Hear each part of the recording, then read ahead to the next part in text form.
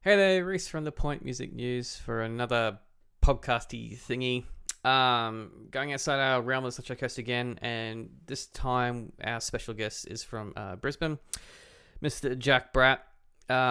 Holy crap, we went through all sorts of tangents with bands and influences. For me, I was nerding out on this, so I really enjoyed this. He's got a new single out called The Outsider. Grant McLennan Award winner and all sorts of stuff, man. This is a really cool one, so I hope you enjoy it. Jack Bratt. Here we are rolling. Hello, Mr. Jack Bratt. Hello. How Thanks are so you, much for man? having me. It's good. Yeah, I'm good. You're very, very welcome. I like going past the Sunshine Coast with this sort of stuff. That's why yeah. You've played up here, haven't you? Yeah, not for a little while though. It's probably been a couple of years actually since I've been up your way. Yeah. I Overdue mean, for a visit. Soul Bar. Actually, yeah, actually, you know what? This is actually funny. This is all tying it together. Because Jack Pierce from the Pierce Brothers, who you know, Yep. I actually went and played up at the Soul Bar with the Pierce Brothers as a solo act. It was the first solo gig I did. When was that? It was like 4 years ago. Was there another act playing with you as well? There was. Was I it- was on first. Was it Agnes? Was Agnes J Walker? Was it a chick singer and bass player and drummer? I can't recall the name. Dude, I think I played that gig. Really? No way. Oh, the only reason that's so funny because I actually the only kind of thing I'm passionate about besides music is playing basketball or watching basketball, which might surprise you. But I had a really bad basketball injury the 2 days before that. Those gigs, I played in Brisbane with them at the Woolly Mammoth and then at the Soul Bar. Yeah. And so I had a walking stick and my foot was all taped up and everything like that. I had to sit down to play because I could hardly walk. So the only reason that I probably didn't meet you or see you is because we just had to kind of go back because I was kind of hobbling around. I couldn't. In pain. Yeah, it was bad. So Wow. I actually couldn't walk on it for about 8 weeks after that. So because there's nothing they can really do about it. But that's amazing. Yeah. So That's so weird. So you reckon that was the gig that you were playing at? Yeah, because Jack and Pat, they haven't been up here for a little while now. Like every time Yeah. they're trying to play up here, fucking they go into lockdown or something happens. Yeah. And I swear, because that's when I brought up with him, like, because I ended up guitar teching for him that night. Oh, cool. Because I can't remember which one of them. One of them snapped a string and they freaked out. And I said, "Hey, this is all that. Just go do your thing, and I'm back here. I'll change your guitar for you and change your strings." And they're like, "Yeah, sweet." And then I had a big chat with them afterwards. But that's so random, man. It's a very, very small world after all. Well, overdue for another visit to up here, mate. Absolutely am, yeah. Because I mean, I wasn't really kind of performing as, Jack Bratt, at that stage. I mean, that was kind of the first shows that I'd done. I only did it just because they were very kind enough to ask me to play solo, but I wasn't kind of thinking of being a solo performer at that stage. I just basically played one or two new songs that I'd written since I'd kind of been with I was still kind of playing with my previous band, Blonde on Blonde, but I basically just played Blonde on Blonde songs and a few Jimi Hendrix songs and a few new ones that I'd written, but it wasn't kind of, me as a solo, like starting then. Okay, so was that giving you, like, doing that solo stuff, being asked to perform that way, was that sort of giving you inclination as to, like, oh, shit, I can do this and I'm going to go do this now? No, it still took a couple of more years. I mean, it wasn't really until, like, the end of last year when I thought, okay, I think this is okay for me to be going out on my own. I was always I loved being in bands. I loved the camaraderie and, sharing the wins and the losses, with your friends and with other people. And but I think as you get older, I realized that I mean, there's always somebody in the band who's maybe their heart's not in 100%, or they've got other things on their mind, or other problems at home, or in their jobs or whatever, and things just start slowing down, and decisions start not being made, and it's like, do we want to do this tour? It's like, oh, I can't because I've got to do this thing. And then I think after 10 years of kind of battling that, I just thought, it's not for me, but I didn't think that I would go out and just be a solo artist. I just decided to stop. I just didn't want to do it anymore. It was just kind of too wrenching, like trying to like gather everybody and keep everybody's excitement. Like, come on, guys, like we get to go do this festival, or do this show, or let's release this It's music, hard to or keep people whatever. amped up, isn't it? Like, if, Oh yeah, yeah. and like when you're the kind of guy, well, you're not. I'm not. I wasn't always the guy. There would always be somebody else. But I feel like for a lot of the time, and I was also doing a lot of the behind the scenes stuff, and like trying to be inspired to write music and keep everybody inspired, and also get all of the no's that you get from everybody, as as even successful people you speak to. Like it's so funny that the industry that we're in, because it's one of the only industries that you have 100% rate of failure at. you you're going to fail more than you're going to win. Yeah. And it's like no one would take those odds. Like, why are we doing this? It's absolute lunacy. It's because we don't have a choice. It's just it's in us. It's in yourself. You obviously know as an artist and a performer. There's no way around that. It's very hard to shake it off. I mean, it's impossible, really. I mean, like during this whole COVID crap, I put my bass down for the first 2 months. Didn't pick it up. But I was producing music at the same time, so I was still kind of involved with music. But I didn't have the feeling. I didn't have the urge to play, and it was the first time in a very, very long time that I just didn't want to pick something up and play it. It's weird. But did that feel to you? Were you disappointed that you didn't want to do it, or were you just at peace with? No, well, that's a good question. I don't really get the questions flying back at me, man. I did feel like my wife actually said that I was the least anxious she's seen me in a very long time. The least anxious, okay. Yeah. So you must have been a bit at peace with it, and you just thought it was, It's the consistent, as you would know, the consistent pressure in this industry of staying ahead, one step ahead all the time, and then finding that you're actually 2 steps behind the next person that's been touted as being like 5 steps ahead of the next person behind you.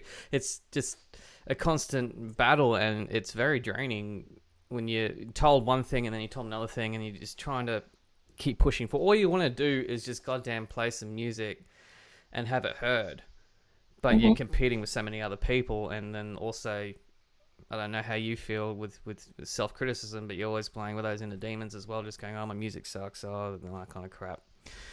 Yeah, only every day. Yeah, but I didn't have that. Right. Because I wasn't surrounded by my peers all the time, because we couldn't really go out. And I was sharing a few things every now and then with a couple of the bandmates, and they were just going, yeah, it's sick. And basically that was it. And it's hard to shake the whole music thing in your blood, but at the same time, though, sometimes you do need a goddamn rest. You need a break. I think all of us, who play music, who are musicians, will have to just consistently reevaluate why we're doing it. Always. I think that recently realized you just have to enjoy the process. The joy is in what it gives to you in its immediacy. If you write a song, and that feeling of that you created something out of nothing that is now there and yours to have forever and potentially give to other people, like, that feeling's incredible. It's the closest thing to magic or anything that that we'll ever kind of know. Music's just fascinating like that. Yeah, I don't think non-creatives really get it, to be honest. Yeah, and that's fine, because I don't really mind if people don't necessarily get it, because I know that the feeling it gives to me is irreplaceable. But obviously at the end of the day, we're still selfish people. We're human beings, and we do want to share it with other people and get that acknowledgement of the pat on the back, saying what you did was great. Yep. And that is fantastic when it happens as well. Like, to know that you're bringing joy to other people's lives. I always feel like a big part of why I write music is hopefully just to kind of give something to somebody that I got from the bands that I listened to, or the music that I listened to when I was growing up. That might never happen, and that's fine. But selfishly, I love, I just love playing. I love creating new work, and it's extremely vain in a lot of ways. To think that something that we can kind of come up with is just going to be adored by other people. That's not necessarily the case. Sometimes it is, and a lot of times it's not. But having that the pat on the back from other people is great. But at the end of the day, you can only really guarantee that the feeling that it's going to give you and that's you just have to be content with that, I think. And I think as soon as I realized that, things have started to just kind of become more simple.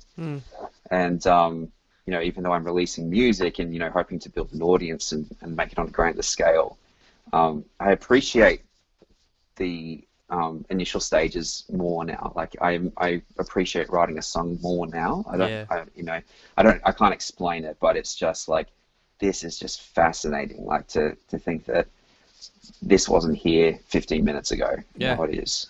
It's pretty special, and there aren't many things that can beat it.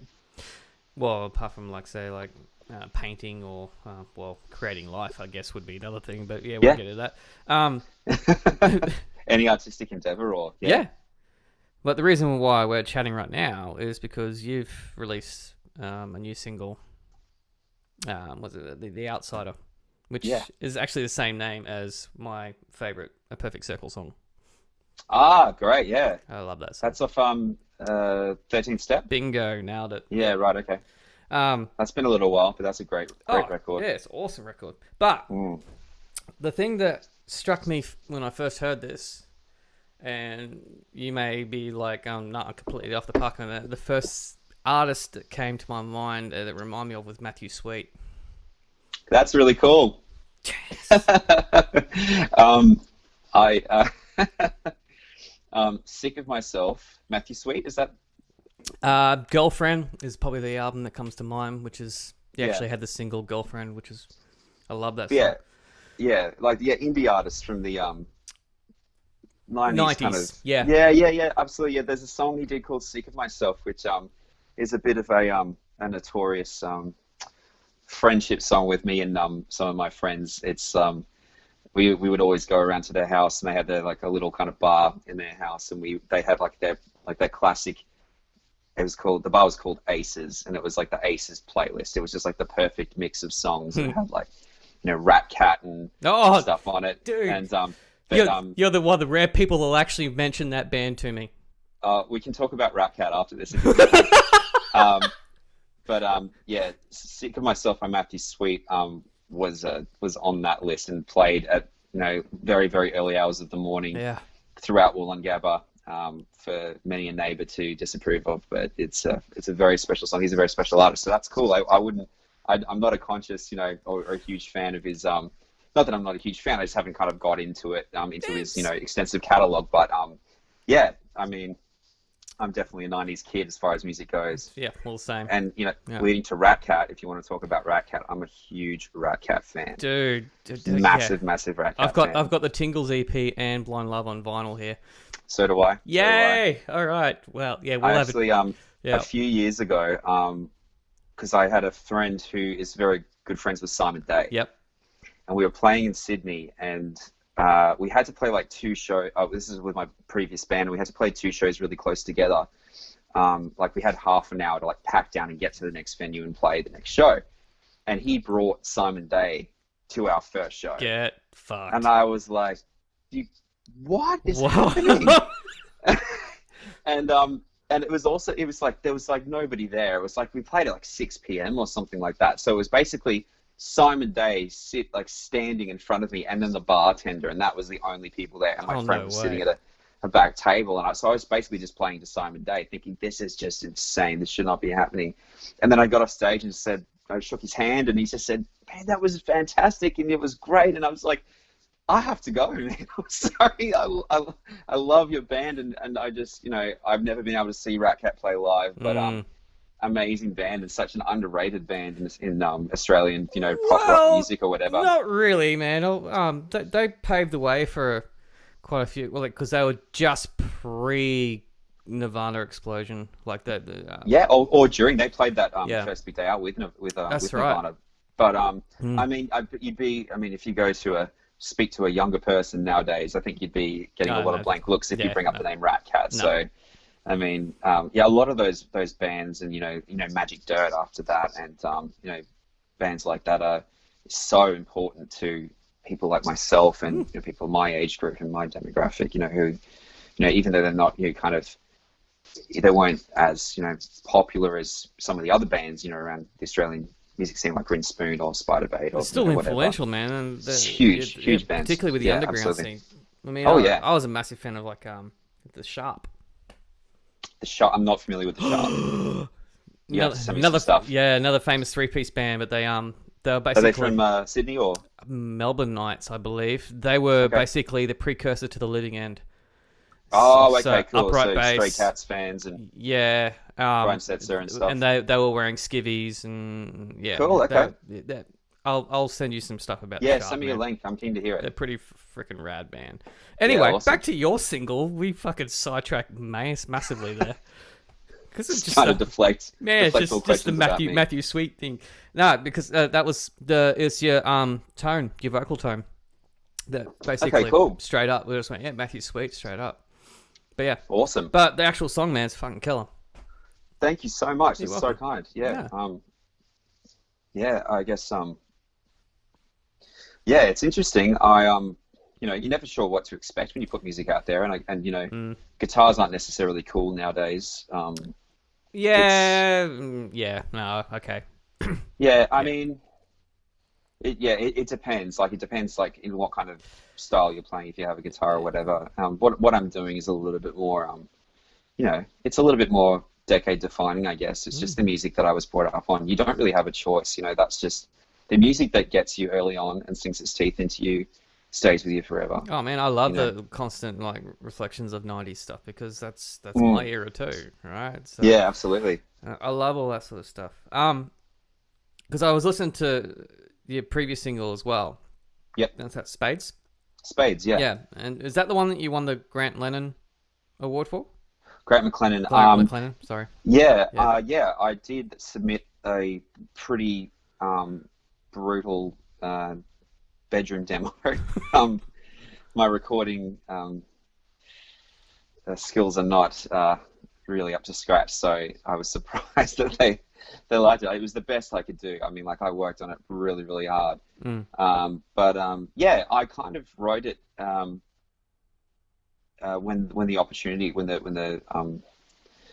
the applications opened for the McLennan Fellowship. My fiance sent it to me and just said, I was kind of a bit, treading water at that point, and not really didn't have any kind of thing working towards, and I wasn't writing any music, so that really kind of was one of the songs that kind of started the cogs turning again after a really long dormant period in my life as a nothing, as a not songwriter, and it just fell out. It was just 20 minutes or something like that, and then I had a song, and one that I really, really liked, and that I played it for my fiance, and she was like, "This is good." Yeah. And just to kind of have that, it's like, really? I think it's good. Do you think it's good? And obviously music's subjective, and a lot of people are going to hate it, and probably most people are not going to get it because it's just not a style of music that's necessarily popular at the moment. But I was just so happy that it came along because it really just reminded me how much I love writing songs and just how good that feeling is of creativity. It's just really special. It wasn't the first thing I kind of wrote for it, but it came along really soon after, and I submitted that and another song and a previous song that I'd written with Blonde on Blonde, just to kind of show I've been doing this for a little while, and this is kind of where I was, and this is where I want to kind of get to. This is new music, and I'm inspired to kind of get it going again. Because a lot of people don't know much about the whole Grant McLennan Award thing, right? That's through Q Music as well. Yeah, it's through Q Music, Arts Queensland, and APRA. So between the three bodies, they kind of. And it's a songwriting thing. Yeah, it's predominantly based on songwriting and just your kind of career as an artist. It's not about the kind of the newest person on the scene or anything like that, or an up and comer. It's supposed to, like, you have to show quite a wealth of work, and I'm very lucky to have been in the industry for about 15 years and played in a lot of different bands, and luckily played all over the world. And but I think it's kind of like a bit of a second chance kind of grant in a way. It's, for people who kind of didn't get there the first time, it gives you $25,000 to go to London, Berlin, or New York to go and write songs for 3 months and just stop, don't have the stresses of your day job or anything else that you would usually do, your usual routine. You go to a foreign city where you don't know anybody and you just write music and absorb the culture and the experience of being there. And that, I think it's in its 12th year now. So, and there's amazing songwriters that have won it before, like Jeremy Neal and Tim from Screen Feeder, the Wilson Pickers. And it's just an incredible opportunity that just doesn't come along, ever. So the fact that they're doing it and that it's in honor of Grant McLennan is extremely important and special. And I'm so glad that it's lasted all this long, and I hope it continues, forever. Just so you know, a lot of Sunny Coasters actually won't know who Grant McLennan is. Really? Yeah. Right, okay. Particularly younger ones. Yeah, cool. Well, I think that people probably know the Go-Betweens a little bit more. So yeah. Grant McLennan was one of the songwriters and singers in the Go-Betweens. And he's originally from central Queensland and then went to uni here at UQ, and that's where he met Robert Forster. Yep. Cattle and Cane, was that the big song? Cattle and Cane, yeah. The Streets of Your Town, is a huge song. I watched that doco on a flight when we could fly places. Yeah. And I remember watching that, just going, wow, because I knew a bit about the Go-Betweens, but didn't realize the intensity of that band and the relationships that were going in that band. It was like our own Fleetwood Mac, basically. Oh, yeah. Yeah, absolutely. Like, wow. In fact, I think when when Grant was still with Amanda, I hope that's the correct name, I'm having a bit of a mental blank, who was in the band, and then decided they wanted to kind of, Robert and Grant wanted to just play together, and start over and stuff, and after the band had kind of dissipated, and that ended that relationship. I think that's the story. So, Grant's desire to create and play music with his, university, childhood friend was stronger than his relationship at that time with his partner. So, he's, the Go-Betweens were always I got to confess, I knew the hits or whatever going into kind of applying for this, but when I applied for it, I really wanted to kind of understand who this guy was, because I thought it was a really important part of the process, and it is, and just, absolutely fell down the rabbit hole with their discography, and what a brilliant songwriter he was. Yeah. And I highly encourage anybody who's not familiar with his work or the Go-Betweens work to go and just listen to the craftsmanship of that songwriting. It is really special. And some of his lyrical content, it just knocks me out still. Well, it's just something to... I find that Grant and Robert basically had a very similar Lennon-McCartney kind of thing happening going on. Very much so. Very, different ends of the spectrum as far as songwriting styles go. Grant, I think, was a lot more abstract than Robert was. Yeah.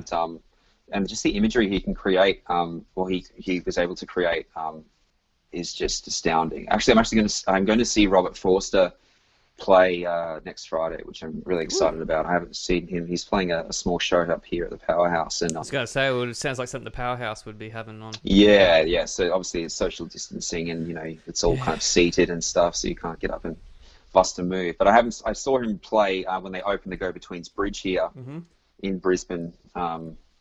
That probably 7 years ago or something like that. But I was kind of far away and didn't get the full immersive experience. I'm excited to see him because he's a great, obviously a great songwriter as well. But Grant is extremely important to Brisbane music. He was the Go-Betweens were kind of a cult band in a way. They didn't really get their massive exposure until their last album, which Grant passed away soon after, and he wasn't really able to enjoy the success of that record, which is such a shame. But his music lives on forever, and we're all super grateful for it, and I'm extremely honoured to be a recipient of that award.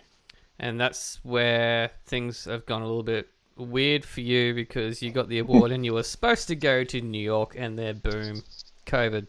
Good thing you didn't go to New York, dude. Yeah, it was the immediate reaction was bugger. Yeah. I was, we were really lucky. My fiance was going to come with me. She actually got accepted into the the Stella Adler School of Acting over there at the same Wow. time. So I was going to go and, write songs, and she was going to go and, continue her acting training. Mm-hmm. And, but, we also had to, postpone our wedding because we were supposed to get married end of March. And then we were going to go on our honeymoon, and I was actually going to play at the Viper Room in LA on our honeymoon. Oh, man. And, and then we were going to come home for a few more weeks and just, tie up loose ends, then go. And it all happened, a week before our wedding. So we had a little bit of time. I mean, it's just travel plans that, and obviously our wedding, which, we had to reschedule. But, in the grand scheme of things, we're not stuck over there in This is true. a foreign city with no, with no healthcare, and just what happens there is devastating. We were just, it's like of all places to kind of be hit the worst. Mm-hmm. It was just astounding that we kind of just missed it. And no, obviously now we're seeing what's happening here in Melbourne, so we're extremely thankful. It's just it's a bit, basically just a little hiccup for us. We're happy and we're healthy, so we can't really complain too much about that. Call it fate, my friend. Call it fate. Jeez. Well, yeah, if you will, I always just say life doesn't care about your plans, and it's just so true with basically everything that I try and plan out. But in the reverse of that, I was very lucky to receive some further funding through Arts Queensland when I found out that we weren't able to go. Yeah. And I'm currently recording my first album, which next year. I didn't. Yeah, I mean, we're halfway through it already. Yeah. I didn't expect it to. I thought we were years away from doing that. Maybe we'd start recording end of next year or something, because the writing was going to happen predominantly in New York, and with songs that I'd done here, and I was going to kind of mash them together. It'd be kind of a concept record. Like I've always loved PJ Harvey's record, Stories from the City, Stories from the Sea, and it's just one of my favorite albums of all time. And I just loved the contrast between the two, and I thought I'd just kind of do something in that similar vein. But obviously when this all happened, I thought, okay, that's not happening. And I just expected to waste all of the quarantine time. I just didn't expect to make anything of it, but I just wrote the rest of the album here. And I was just like, okay, I guess we can start. So yeah, we're halfway through, and I'm doing it slowly, just because, I've got other things in my life I need to do. And my producer has other people in his studio that he needs to, kind of make records with them as well.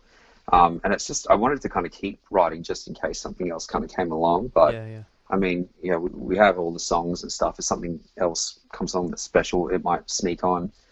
But so we're kind of, by December it'll all be ready to go.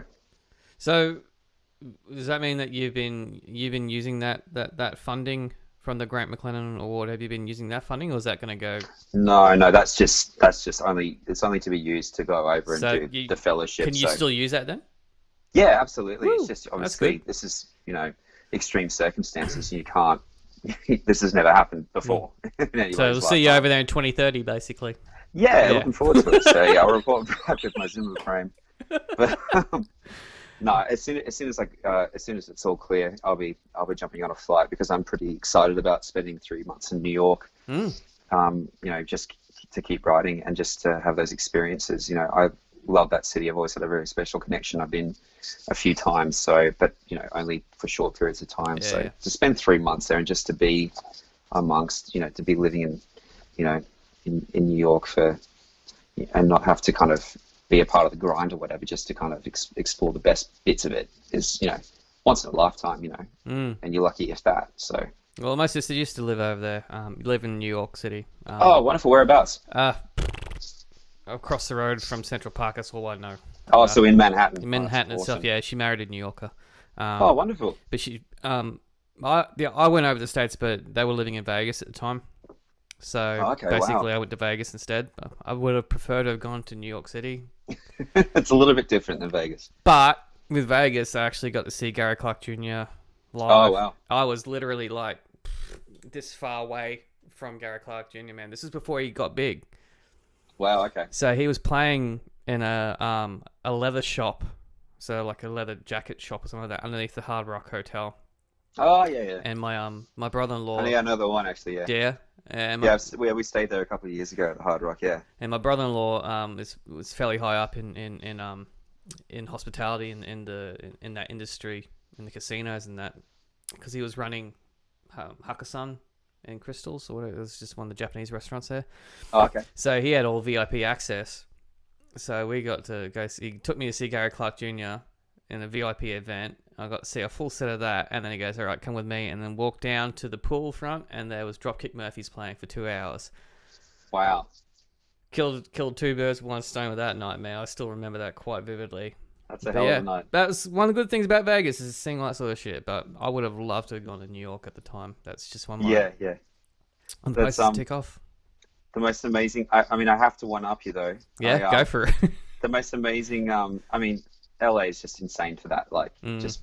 Did you spend any time in LA as well? Apart from like smelling the air when I was at the airport, no, not really. I was having a bit of a cough. Yeah, pretty much. I mean, I've been there I think 8 or 9 times now. Ooh. I started going when I was 18. Mm-hmm.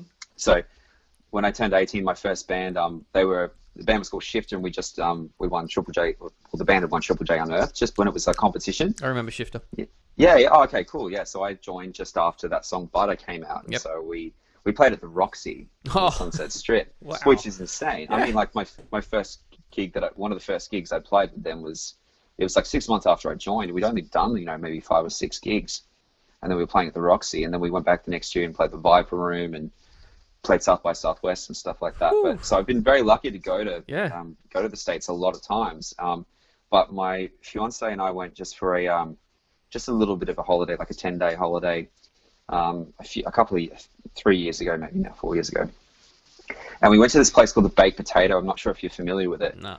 It's like a jazz blues club out near Universal City, near Universal Studios. It's very small, and they have the amazing baked potatoes there, and they're huge and they just taste delicious and stuff. But anyway, we went to see this band called the Ronnie Foster Trio. And I'm sitting we got like the last 2 tickets. We were a bit naive. We were just like, what should we do tonight? It's like, let's go to the Baked Potato. It's like 10 minutes down the road. So we got an Uber there, and we're sitting at the bar. We're having a chat to everybody, and this band's smoking. It's just a 3-piece. It's an organ player, Ronnie Foster, a guitarist, and a drummer, and they're just slaying. It's just the most amazing, blues music you've ever heard.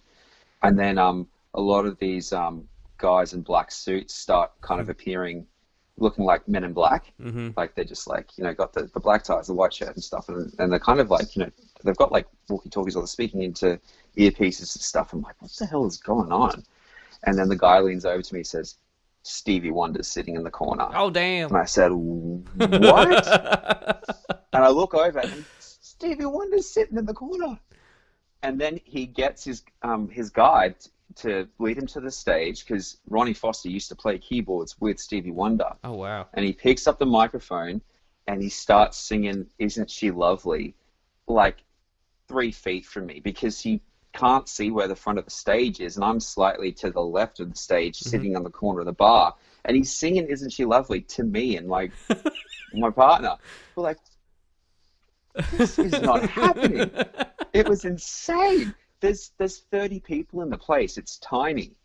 And then afterwards we'd had a few drinks. We thought, we got to go say hello. So we went over and said, can we say hello to Stevie Wonder? And they're like, yeah, okay, come over. And we shook his hand and got a photo with him, and he was the loveliest guy. But we got like a free Stevie Wonder gig. He just took over the Ronnie Foster Trio show and just started belting. It was the best. So I know you got to see Gary Clark up close, but dude, you already won with Simon Day being at your gig, man. Is it? Yeah.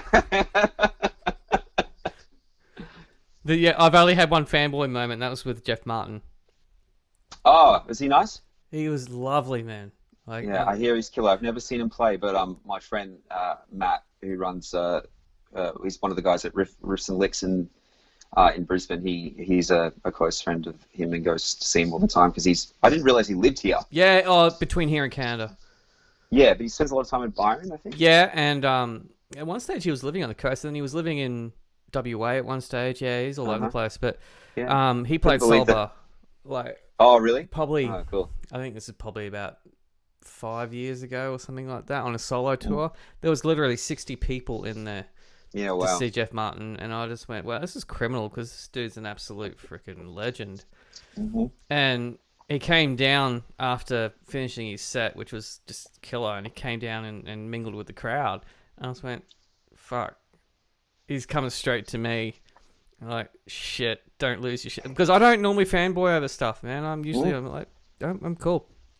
But Tea Party had been one of my influences through high school and all that sort of stuff. Oh, that's awesome. And he came up to me and he goes, "How you going, man?" And I just basically hugged him and I said, "Thank you for your music." And I just lost my shit.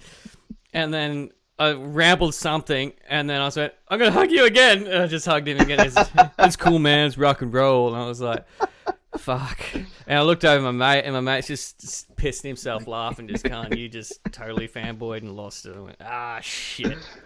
Oh, that's awesome. Yeah, I probably would have done the same with Stevie Wonder, to be honest with you. But yeah, that's a cool story, dude.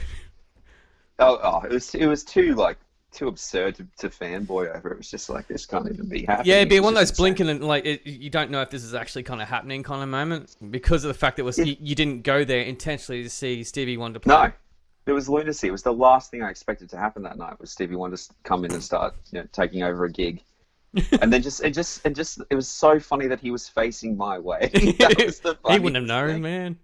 Exactly, like he just didn't know where the front of the audience was. Or unless you believe the conspiracy theories, he might have known because he can see.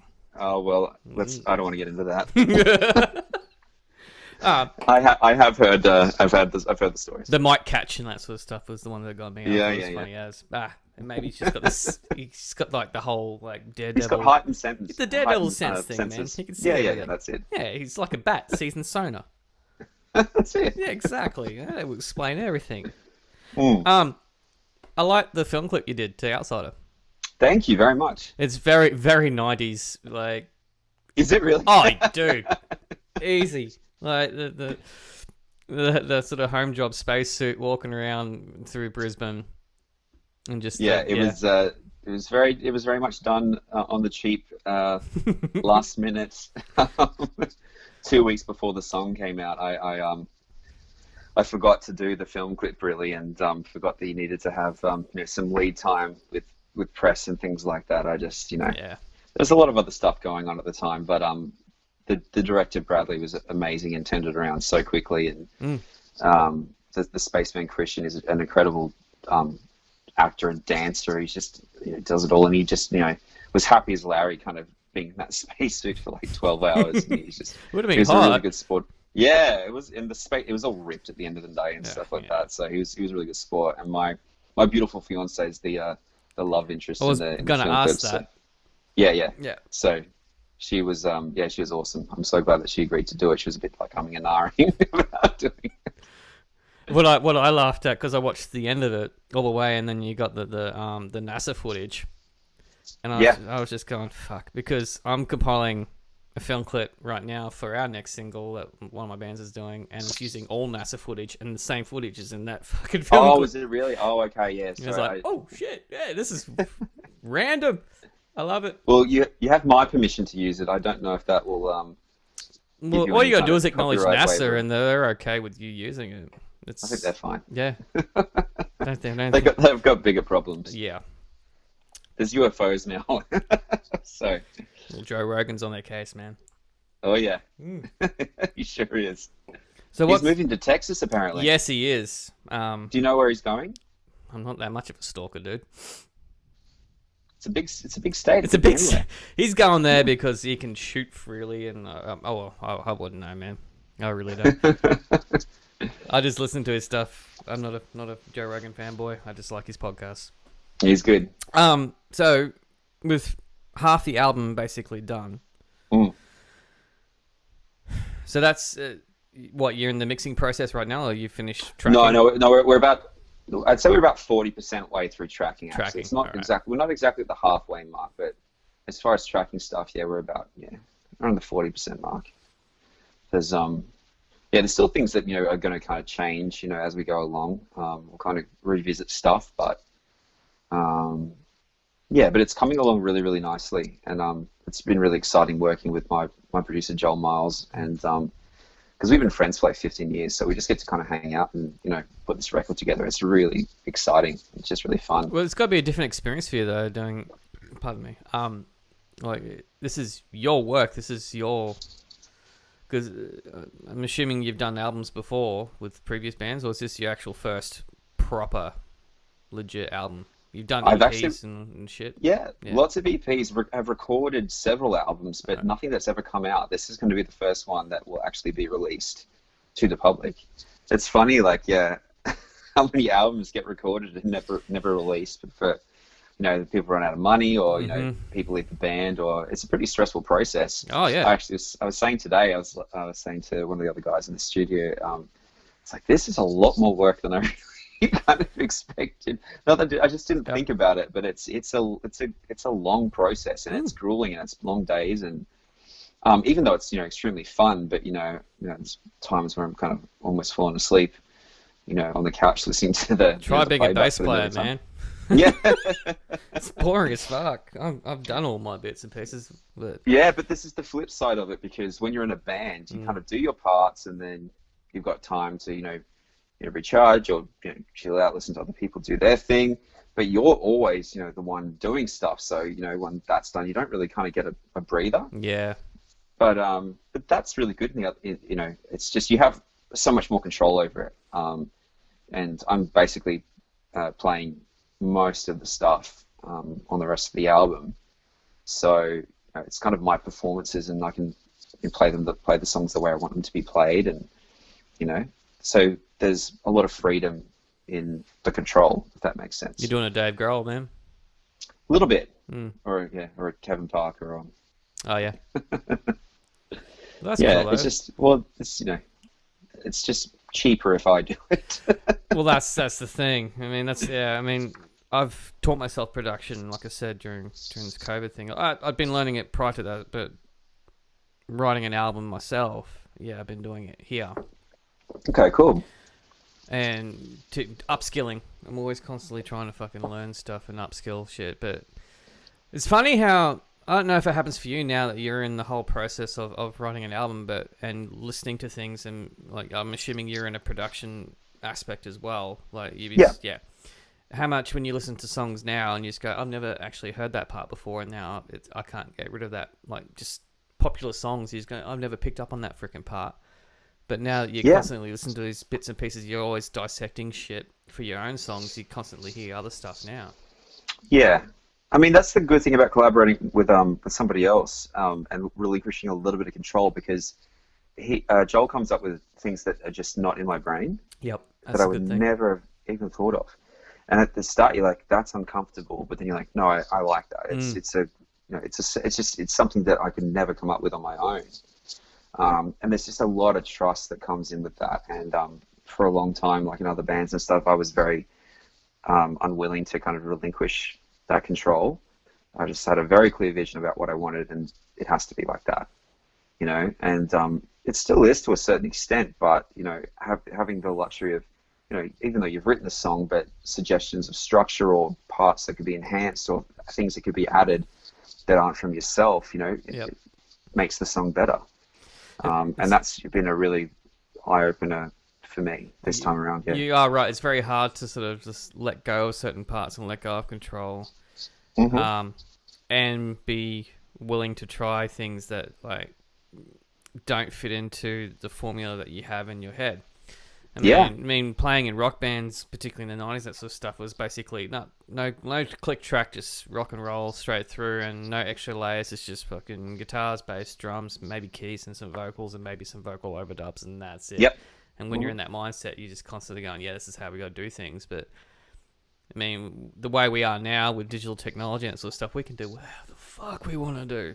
Yeah, absolutely. I mean, it doesn't matter if you don't replicate it live. I don't think so. Anyway, I like the feeling of the rawness of one of my projects, and playing that, and maybe having a little bit of element from the actual song chucked in there. But all these other bits and pieces, the layers that I've been chucking in there, I don't care if they're not done live. I don't know if you'd be feeling the same way. Yeah, I mean, Joel and I had this discussion the other day about because this year just being a write-off, and there being no live gigs, I was just like, what's going to happen if we ever have to play this live? And he's like, well, we could do it any kind of variety of ways. It's like we could do beds, and have like certain things in there, or we can you know, the sky's the limit, really. It's something that I've never really experimented with before.